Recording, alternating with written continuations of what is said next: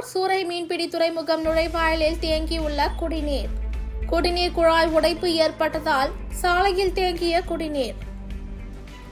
திருவொற்றியூர் மஸ்தான் கோவில் அருகில் அதிமுக ஆட்சியில் 275 கோடி செலவில் சூறை மீன்பிடி துறைமுகம் அடிக்கல் நாட்டப்பட்டது.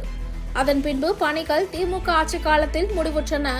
திமுகவின் முன்னாள் துணை முதல்வர் உதயநிதி ஸ்டாலின் திருவொற்றியூர் சூறை மீன்பிடி துறைமுகத்தை பயன்பாட்டிற்கு கொண்டு வந்தார். இருப்பினும் சூறை மீன்பிடி துறைமுகம் திறந்து வைக்க மட்டுமே பட்டுள்ளது, ஆனால் பயன்படுத்தவில்லை என்பது குறிப்பிடத்தக்கது. மேலும் இன்று காலை சூறை மீன்பிடி துறைமுக நுழைவாயில் அருகில் இருந்த குடிநீர் குழாய் உடைப்பு ஏற்பட்டு குளம் போல் குடிநீர் தேங்கி நின்றது. இதுகுறித்து சென்னை குடிநீர் வாரிய அதிகாரிகளுக்கு தகவல் தெரிவிக்கப்பட்டும் சுமார் 3 மணி நேரம் கழித்து குடிநீர் நிறுத்தப்பட்டது. 3 மணி நேரமாக குடிநீரானது வெளியேறி வந்ததால் பல லட்சம் லிட்டர் குடிநீர் சூறை மீன்பிடி துறைமுக நுழைவாயிலில் தேங்கி நின்றது.